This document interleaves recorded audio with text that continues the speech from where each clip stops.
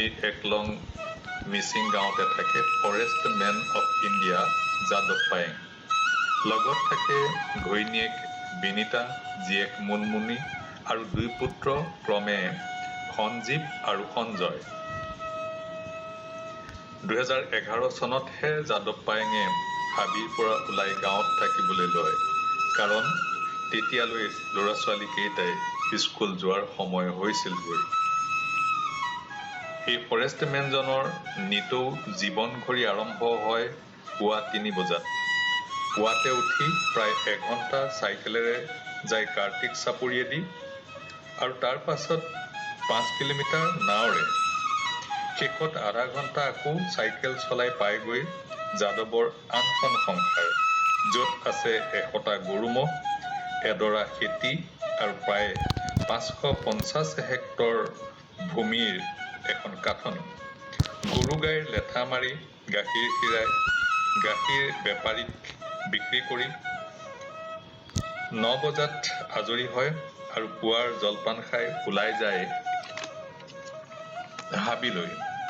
হাবিত গৈ গছৰ গুটি সংগ্ৰহ কৰে, পলস পৰি মুকলি হোৱা চৰত সেই গুটিবোৰ ৰুৱে, জীৱ-জন্তুবোৰ ক'ত কেনেকৈ আছে চাই, কোনো হানি-বিঘিনি হ'লে তাক নিৰাময় কৰাৰ ব্যৱস্থা গ্ৰহণ কৰে।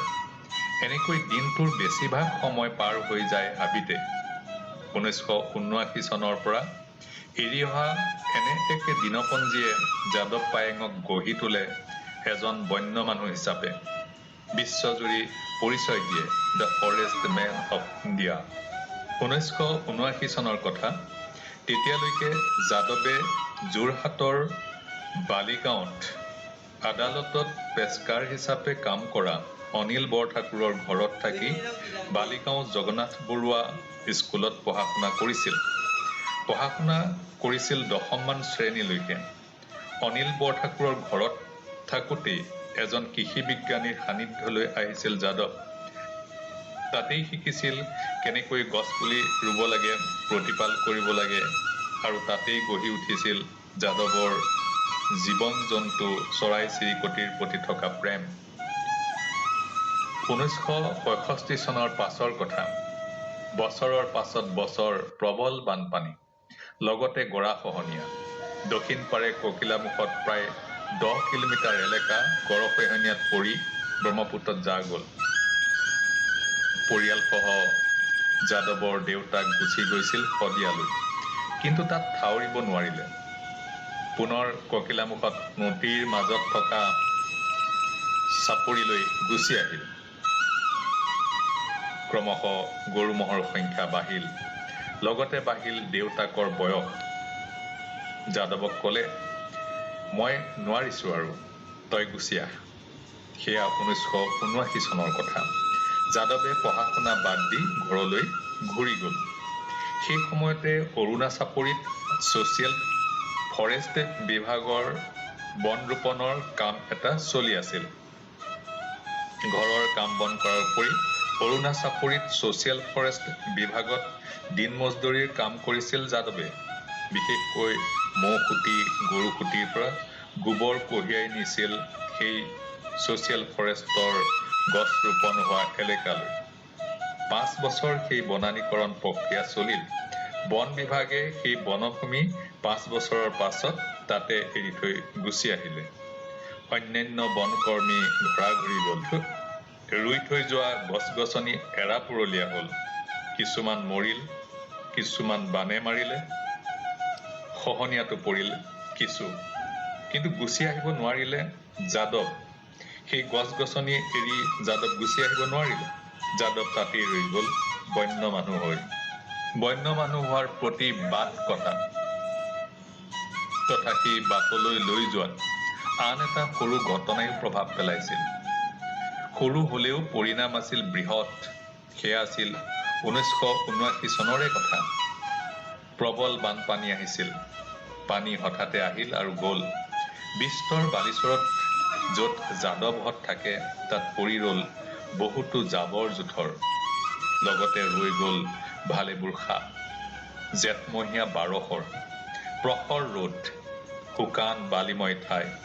এই জুইহেন তাপত সাপবোৰ তাতেই মৰি থাকিল। পশুপ্ৰেমী যাদৱৰ অন্তৰে কান্দি উঠিল। সাপ কেনেকৈ বচাব পাৰি সেই প্ৰশ্ন খেলালে মনত। কিছু দূৰৈত থকা দেউৰী গাঁৱলৈ গ'ল। বয়স্কজনক অভিজ্ঞজনক সমিধান বিচাৰিলে। সাপ কেনেকৈ বচাব পাৰি প্ৰখৰ ৰ'দৰ পৰা বালিচৰত। দুজন মানে সেই সমিধান দিলে।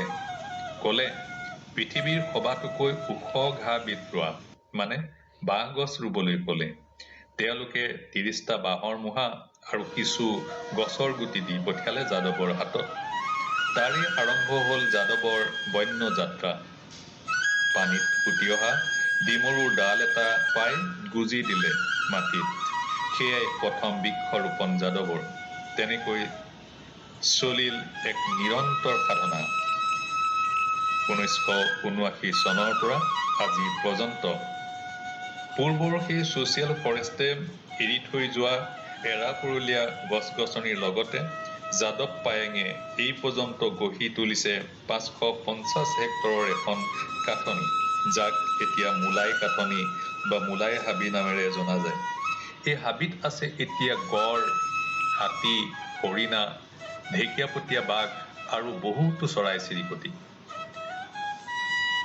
মানুহে ব্যক্তিগত প্ৰচেষ্টাত গঢ়ি তোলা এখন হাবি, মোলাই কাঠনি। ভাৰত কি বিশ্বতে বিৰল হিচাপে পৰিগণিত হৈছে মোলাইৰ হাবিৰ সৃষ্টি কাহিনী। এই কাহিনী প্ৰথম সংবাদ মাধ্যমলৈ আহে 2010 চনত। তাৰ পাছত ই বহুল প্ৰচাৰ লাভ কৰে। 2012 চনত জৱাহৰলাল নেহৰু বিশ্ববিদ্যালয়ৰ স্কুল অৱ এনভাইৰনমেণ্টেল ছায়েন্সত অনুষ্ঠিত ধৰিত্ৰী দিৱসত উপাচাৰ্য সুধীৰ কুমাৰ চোপয়ে যাদৱ পায়েঙক ফৰেষ্ট মেন অৱ ইণ্ডিয়া অভিধাৰে অভিহিত কৰে।